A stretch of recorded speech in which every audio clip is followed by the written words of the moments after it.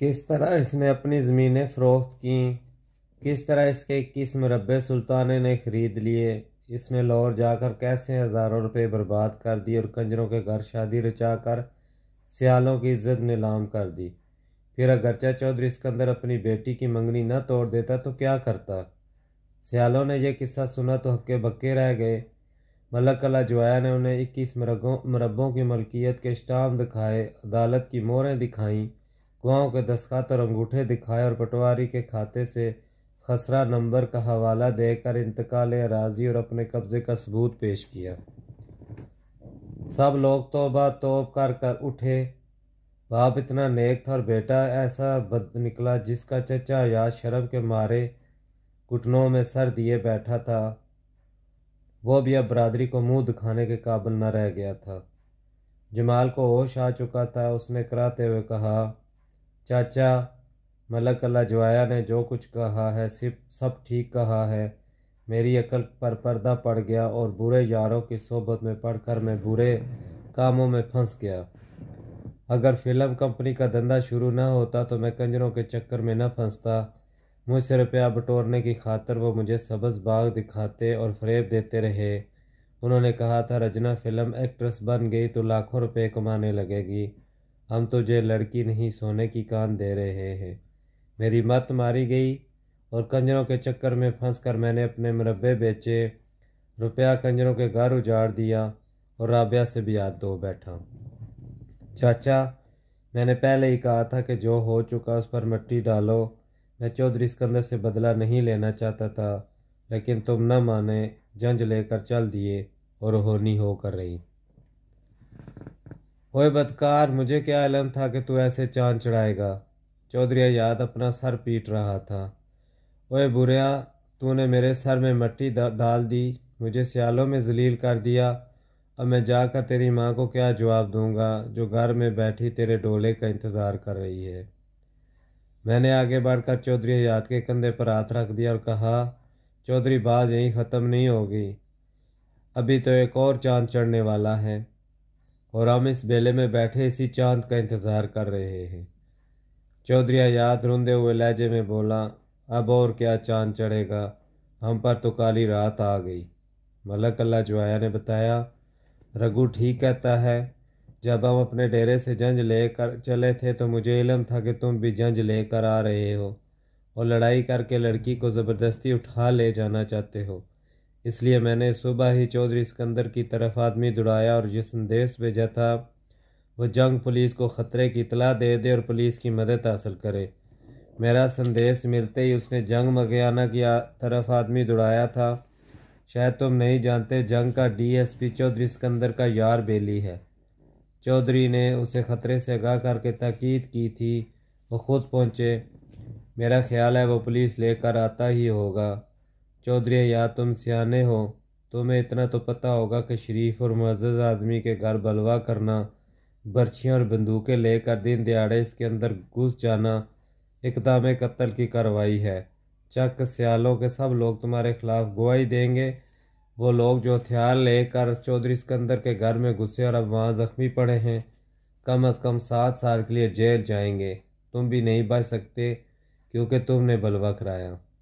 हथियारबंद आदमी लेकर आए और जमाल के ख़िलाफ़ तो बेशुमार सबूत हैं।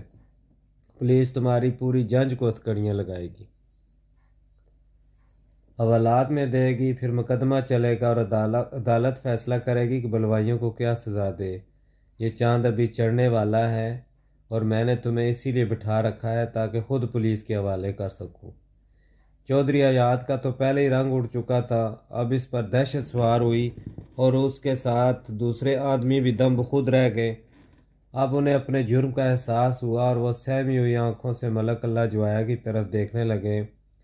चौधरी हयात चलाकर अपने भतीजे से बोला, तेरे पीछे अब हथकड़ियाँ भी पड़ेंगी और हवालात भी जाएंगे।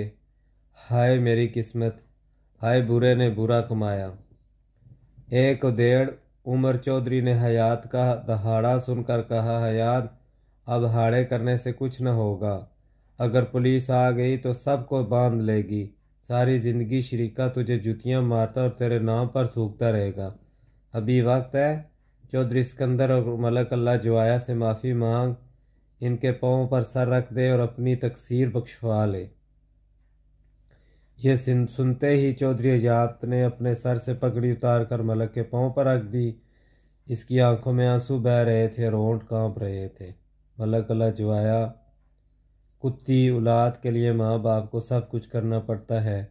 मेरी पगड़ी की लाज अब तेरे हाथ है, मुझे माफ़ कर दे।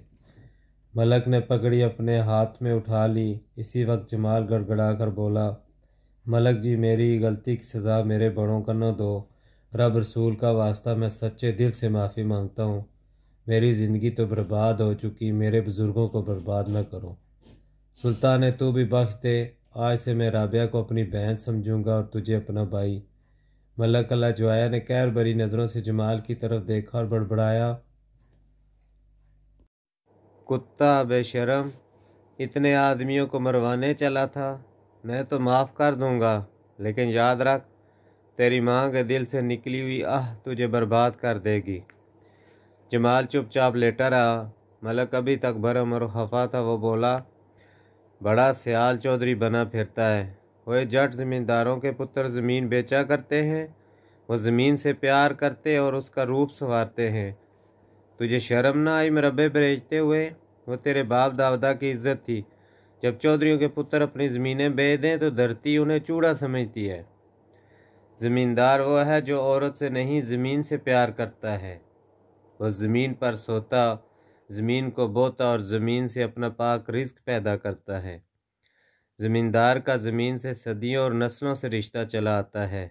अगर तू ऐसा ज़मींदार निकला कि एक कंजरी के लिए ज़मीन को तलाक दे दी, तुझ में और एक चूड़े में क्या फ़र्क रह गया?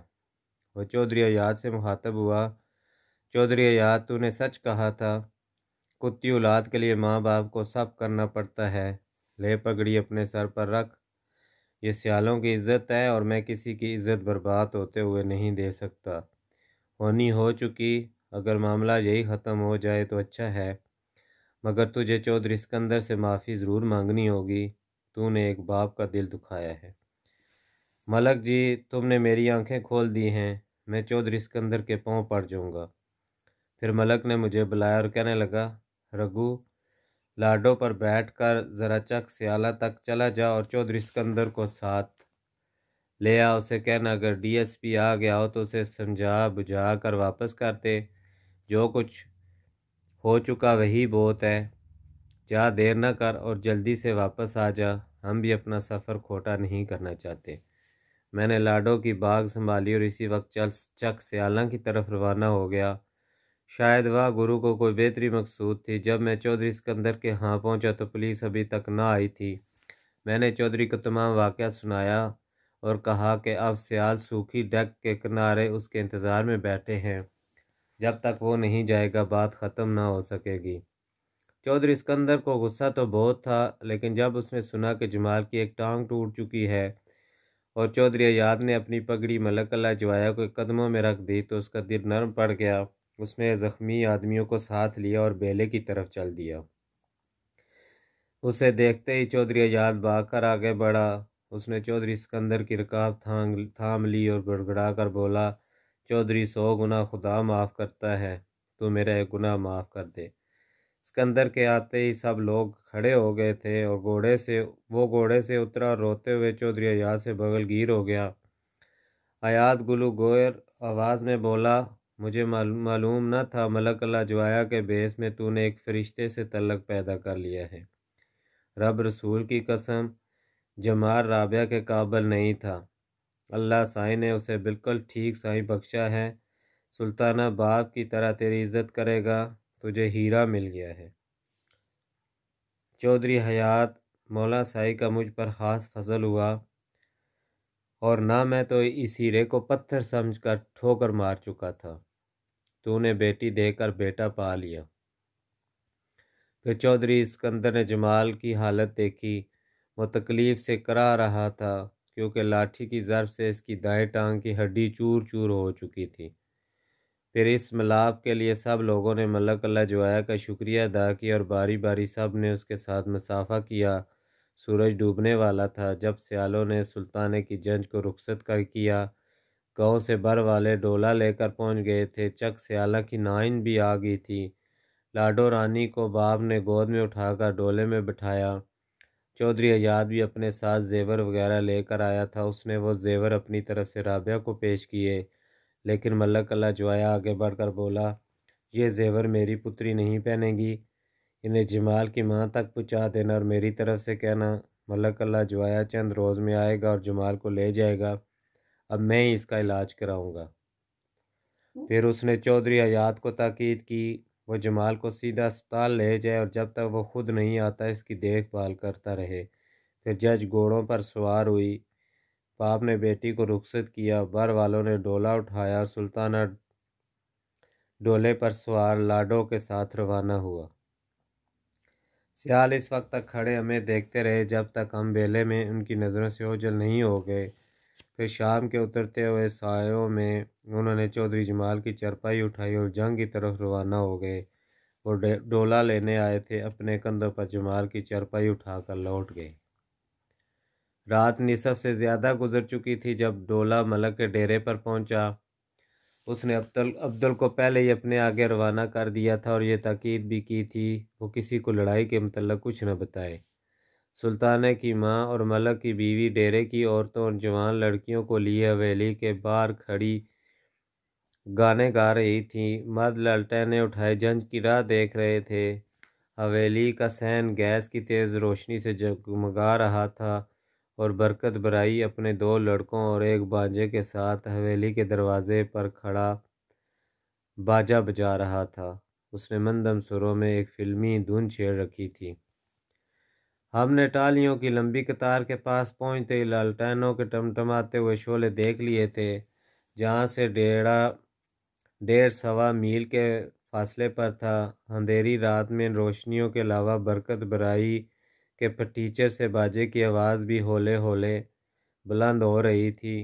वो डेरे से थोड़ी दूर पर एक चक में रहता था। उसके दो लड़के पीतल के बाजे बजाते वक्त अपनी बाल फुलाते तो बिल्कुल बरसाती मेंढक मालूम होते थे।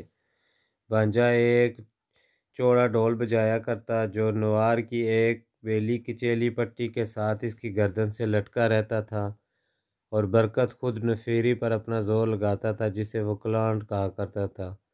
इस मुख्तसर से बाजे का नाम उसने बरकत बैंड रखा हुआ था और इस इलाका में किसी के यहाँ शादी ब्याह या लड़का पैदा होने की बधाई हो बरकत बैंड खुद ब खुद पहुँच जाता था।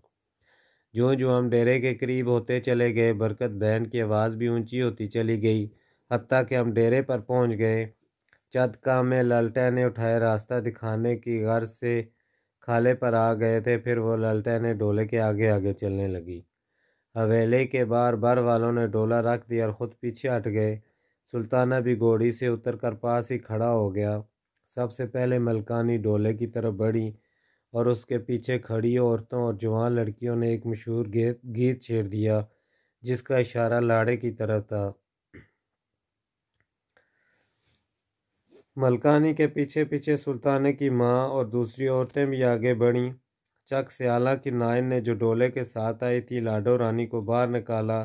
फिर मलकानी ने दूल्हा दुल्हन पर पानी वारा और बहू का हाथ थाम कर अंदर दाखिल हो गई। सुल्ताने की माता जिसे मैं माँ जी कहता था मलकानी के साथ साथ भागी फिरती थीं। उसके रुएं रुएं से खुशी फूट रही थी। औरतों ने सुहाग का गाना छेड़ रखा था। हवेली के बाहर बरकत बराई अपने बैंड पर दोहाई गीत बजा रहा था। जहाँ लालटेनों की मंदम सी रोशनी फैली थी। बाराती डेरे की तरफ जा रहे थे जिसकी दीवार के साथ देगें चढ़ी थी और जलाल नाई एक ठारे के नीचे बैठा बड़ी बड़ी परातों में पुलाव निकाल रहा था जिसकी खुशबू नथनों से टकरा रही थी। मलक अल्लाह जुआया ने घोड़ी के सहारे खड़े खड़े गुलाम रसूल को हदायत की, सब लोगों को खाना खिला दो, कोई भूखा ना सोए, और देखो अंदर जाकर मेरे कपड़े ले आओ।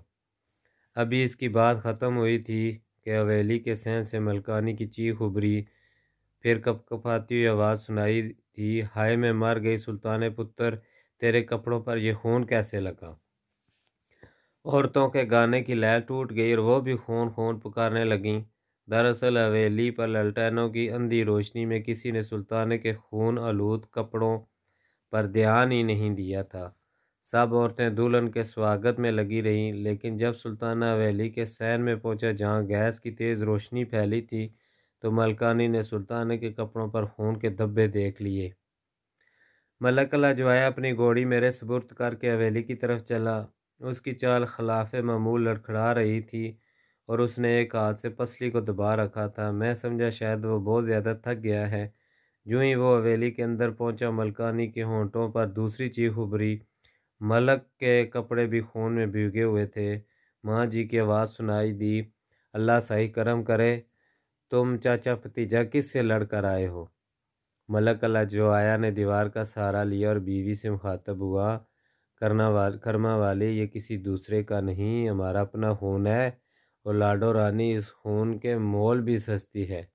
चल अंदर चल और बहू को आराम करने दे, वो बहुत थक गई है।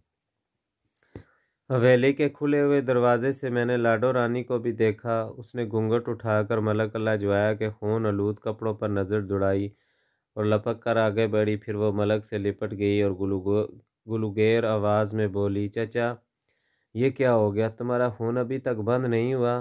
कुछ नहीं पुत्री, हो जाएगा बंद, तू फिक्र न कर। फिर वह सुल्ताने से मुखातब हुआ, पुत्र तू पहले कपड़े बदल ले। मलकानी पूछती रही खून कैसे बहा, मगर मलक बहू के सर पर हाथ फेर कर वापस आ गया। फिर उसने डेरे की एक कोठरी में कपड़े तब्दील किए